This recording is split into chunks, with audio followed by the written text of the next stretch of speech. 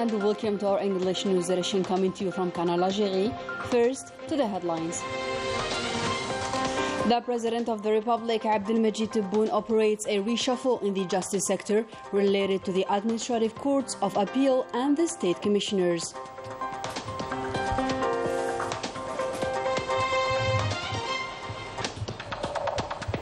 The Housing Ministry and the Ministry Delegate in charge of economy, knowledge and startups sign an agreement for a better cooperation in terms of information exchange.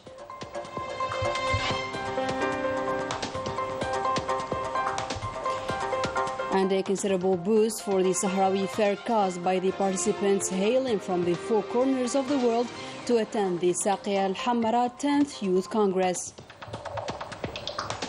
Good evening, those were today's headlines. First, in our today's news, and pursuant to the Constitution, the President of the Republic, Abdelmajid Tebboune, appointed heads and the commissioners of the State of Administrative Courts of Appeal. Concerning the heads of the State Administrative Courts of Appeal, the President of the Republic appointed Abdullah Ziani in Bashar Province, Abdel Qadir Hamdan in Tamarraset, and Saliha Awak in the capital Algiers, Kamal Halisi in Constantine, Noordin Amaran in Wergla, and Abdel Rahmi bin Hamida in Oran Province. As for the commissioners of the State Administrative Courts of Appeal, Mustafa Abdi in Bashar, Mohammed Lamin Sabahi in Tamarraset, Mohammed bin Lakhdar bin Abdullah in Algiers, Abdel Wahab Bounab in Constantine, Saeed Shisha in Wergla Province. In another context, and during the emergency meeting of the Arab Parliament, Algeria, through the President of the Council of the Nations message, Salah Goujil, read out in his behalf by Saad Arwas, President of the Presidential Third, reiterated our country's unchanged position towards the Arab cause. Algeria also recalled the commitment of the President of the Republic, Abdelmajid Tebboune, to back Palestine's independence with Al-Quds as its capital, calling the United Nations to condemn the attacks carried out by the Zionist army against the Palestinian people. The President of the Council of the Nation called in his message for closing the Arab ranks while using the international community to assume its responsibilities towards the Palestinian cause. In Tunisia, and on the sidelines of his participation in the General Congress of the Arab Organization on Education, Culture and Science, the Minister of National Education discussed with his Tunisian counterpart ways and means of consolidating bilateral cooperation. On the occasion, a cooperation agreement for the upcoming 3 years was signed between Algiers and Tunisia in the education sector. The National Committee for Technical Buildings Control celebrated its 50th anniversary in the presence of several Algerian researchers. The event was marked by the signing of an agreement between the Housing Ministry and the Minister Delegate in charge of economy, knowledge and startups. The details with Melissa Kabash. An international conference was organized to celebrate the 50th anniversary of the National Committee for Technical Buildings Control, CTC. The event was an opportunity to showcase the achievements made by the committee during these years, as well as the knowledge and experience of its engineers, according to the Minister of Housing and Urban Development, Mohamed Tariq Belarabi. I would like to call on the engineers and managers of the National Committee for Technical Buildings Control, CTC, to double their efforts and increase the scientific and technical production so as to export their skills abroad, especially that they have supervised the building of several establishments, namely that of universities, airports and stadiums. And through it, they have acquired the necessary experience that will help them approach the Arab League and the United Nations Programme for Human Settlements, which for its part will add more value to the services of the National Research Centre. The CEO of CTC, Boumediene Ouqassi, for his part, made a presentation related to the technical plan to reorganize and modernize the committee.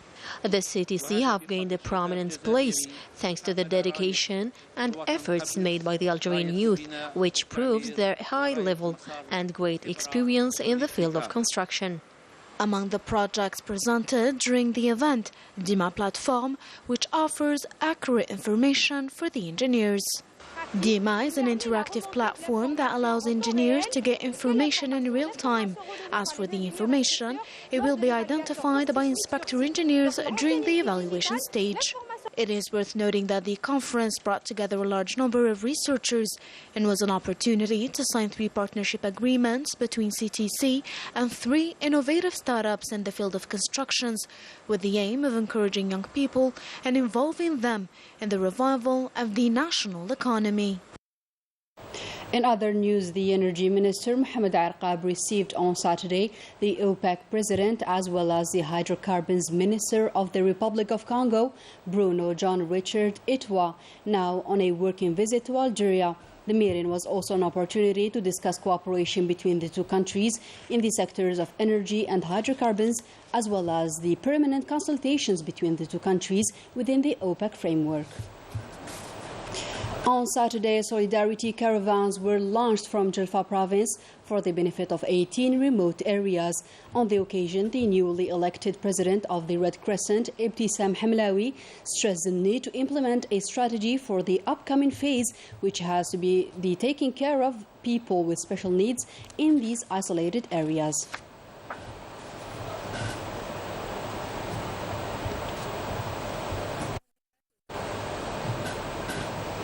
The 10th edition of the Youth Congress of Saqia al-Hamra and Wad al-Dhab was celebrated in the presence of the Sahrawi President Brahim Ghali and a large number of young people, all gathered with the aim to bring solidarity to the Sahrawi people's just cause. Melissa Kabash has the details.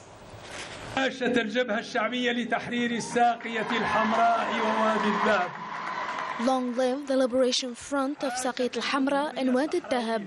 Long live the Sahrawi Republic, long live the Sahrawi People's Liberation Army, and long live the Sahrawi youth. The event was a living proof of the Sahrawi people's determination and that of its youth to continue their fight against the Moroccan occupation till they regain sovereignty over their territory. The 10th edition of the Youth Congress of Saqia al-Hamra and Wad al-Dhab was held in the presence of the Sahrawi President Brahim Ghali and the participation of a large number of young people representing no less than 35 countries. This forum aims at determining the strategy of our organization for the upcoming 4 years. We are willing to continue our sacrifices for the completion of the Sahrawi state's institutions. This event comes in a particular context marked by the resumption of the armed struggle.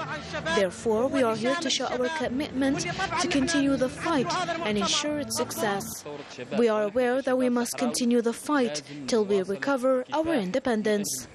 150 participants were all present to express their commitment, determination and solidarity with the Sahrawi people.